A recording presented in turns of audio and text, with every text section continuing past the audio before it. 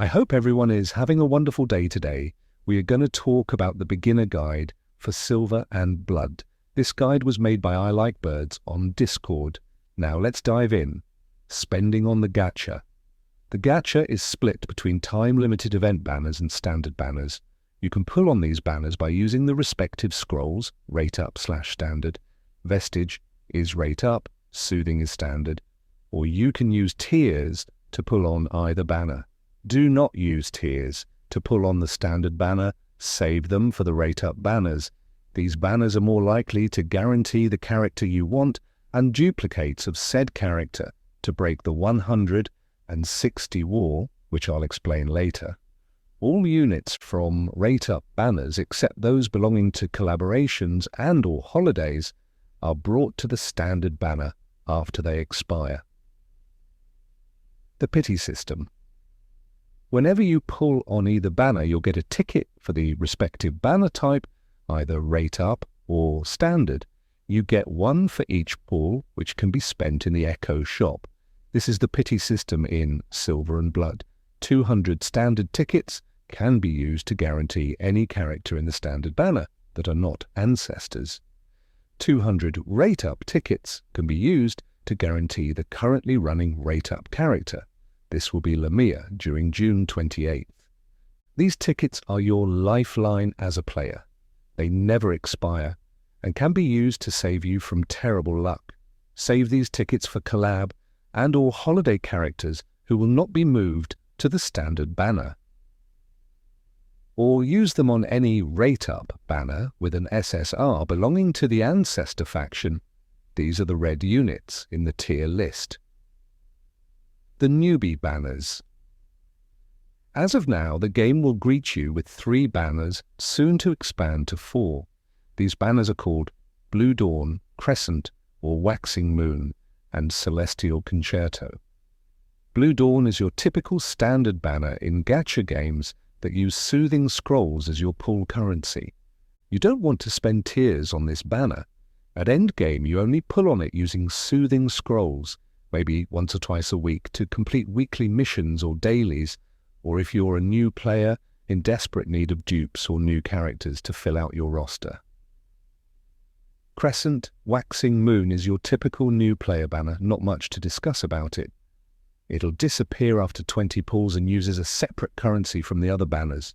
Celestial Concerto is your friendship point banner. Every day you can log in to gift friend points to people on your friends list, and they can give you points in return. You typically pull on this banner to complete dailies and or weeklies. As of now, there are no rate-up banners in the game yet, but most likely the first character to have a banner, if information from the beta still holds true, is for Lamia, an S-tier DPS unit. And one more important thing to keep in mind, never buy anything in the general store for tiers. They're all terrible value. Rarities explained. Purple rarity units are fodder units. You cannot level these units beyond 160. In Silver and Blood, red rarity units will make up most of your team. Some of the game's red units belong to the Ancestors faction. Transcendent is just one example. These are Silver and Blood's ultra-legendary units. The drop rate of Ancestors is half that of your typical red units. These Ancestors typically have team-defining mechanics that can't be found anywhere else in the game. You can level up a red unit beyond the 160 level cap by acquiring 3 duplicates of it. This is important, as Silver and Blood makes use of a level sync system called Transfusion. After progressing to Chapter 4, Part 5 in the story, players will unlock access to the transfusion system. This transfusion will sync the levels of your roster to the lowest level of your 5 highest level units. Basically, if, say, your 5 highest level units are 80, 90, 90, 90, and 70, then the level of the rest of your roster will be level 70. This 160 wall is the only time duplicates will matter, outside of etching out a few extra power levels in Endgame. In short, you need to acquire at least 5 SSR units, which do not have to be ancestors. and obtain 3 duplicates of each of these 5 units to level your entire roster beyond level 160, thus breaking the 160 wall. Daily progression. To keep this very brief, Silver and Blood is an idle-based gacha game using a system similar to Nikke. Campaign. The currencies used to upgrade your character's level will be obtained from a daily treasury that builds up to a limit every 24 hours. This treasury will give you more rewards based on your completion of the story, hard mode campaign missions. Essentially, just log in at the same time every day to grab the goodies. Time-worn Mausoleum.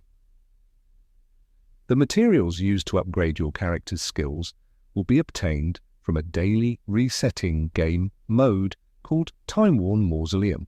You fight 5 floors in total, with each floor consisting of 3 stages of progressively more difficult enemies. Once completed to whatever stage you're able to complete, you can cash out once per day and obtain skill materials based on your progress. Hence, this is your most important daily in S&B, aside from collecting from your treasury. Spirit. Raids, the last major component of your daily progression. You can challenge this game mode 3 times a day, with harder modes being unlocked as you progress the story. Defeating the bosses here will reward you with equipment for your vassals and materials to upgrade said equipment. There are multiple stages in this game mode, with each one providing progressively better rarity gear and materials. Each stage has 9 tiers of completion, each providing you with better gear in that stage's rarity, with completion being decided by how much damage is dealt to the boss of that stage. In general, you don't want to spend too much material upgrading any equipment until you reach the Endgame equipment, which is obtained from beating the highest level stage in this game mode, not the Rat King. The reason for this is multifaceted, but to put simply, when you first begin playing, all equipment falls under one of 3 class types: light, medium, and heavy. But past green rarity equipment also falls under one of 4 factions: the Moonblessed, the Kingdom, the Church, and the Ancestors. You need the highest rarity equipment that matches not only your vassal's weight class, but also the faction they hail from. Once you level up one of these pieces of equipment to the max level, you can bind them to that vassal, permanently granting them a massive boost in power. In short, skill level and endgame equipment are the primary ways to increase the power level of your vassals both before and after the 160 wall. As a new player, your primary goal should be pushing as far into the campaign as possible to level your treasury. Also remember to redeem your daily rewards. The Observatory.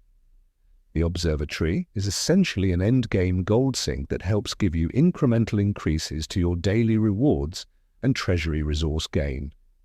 In general, don't upgrade the Observatory in the early game unless it's to unlock more transfusion slots to sig more characters in your roster.